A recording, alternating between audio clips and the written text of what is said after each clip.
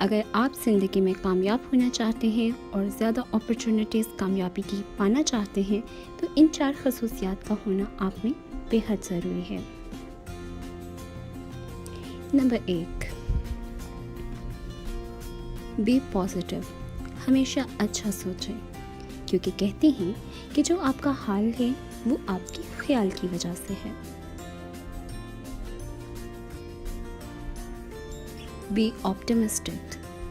हमेशा पर उम्मीद रहें। अच्छे दिनों की आस और उम्मीद अपने अंदर कभी ना ख़त्म होने दें।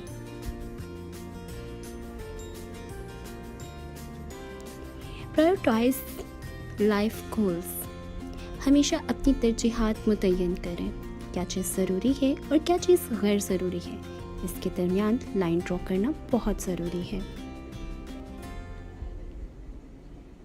B cooperative. दूसरों के ताउन के बगैर हम कामयाब नहीं हो सकते। दूसरों के साथ कोऑपरेट करना सीखें।